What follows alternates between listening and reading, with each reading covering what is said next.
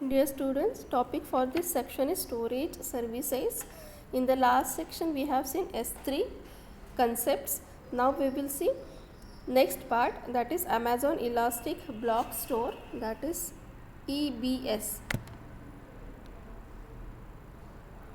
So this Amazon Elastic Block Store EBS allows user to provide the EC2 instances with persistent storage in the form of volumes that can be mounted at instance startup. Okay, and these EBS volumes normally reside within the same availability zone of EC2 and it accommodates the space in 1 TB. Okay, this allowing the user to format them according to the needs of the instance. Okay, this EBS volumes normally reside with the same availability zone of the EC2 instances. Next is Amazon Elastic Cache. So it is an implementation of an elastic in-memory cache based on a cluster of EC2 instance.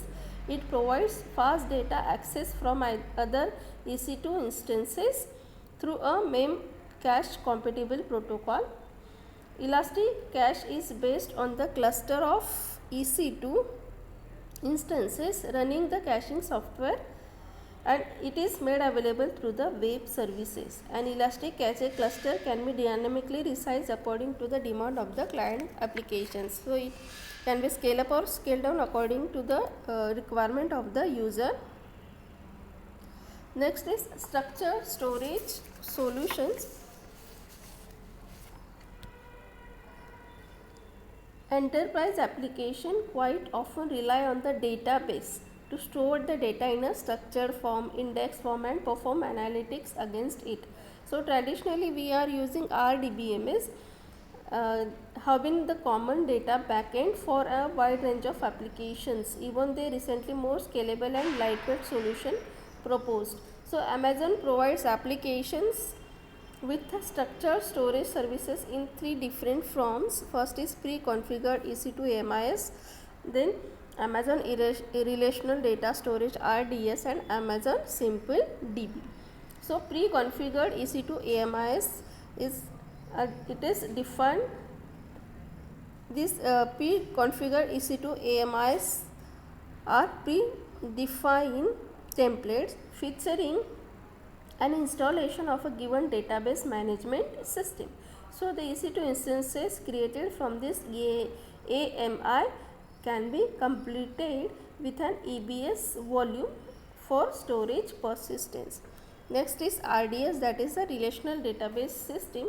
It is a relational database service that relies on the EC2 infrastructure and managed by Amazon. So developers do not worry about the configuring the storage for high availability. And the next is Amazon Simple DB. It is a lightweight, highly scalable and flexible data storage solution for applications that do not require fully relational model for their data. So Simple DB provides support for semi-structured data and the model for which based on the concept of domains, items and attributes. Okay. Next is Amazon CloudFront. So this Amazon CloudFront is the content delivery network.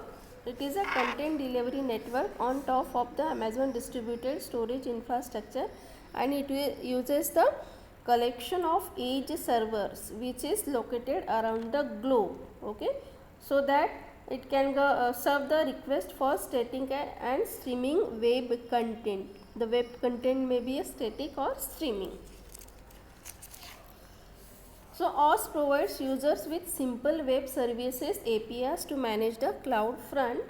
The contents that can be delivered through CloudFront is either static or streaming. So static means it is in the form of HTTP or HTTPS, or streaming means it is real-time messaging protocol or RMTP protocol. Okay. In the next section we will see communication services. Thank you.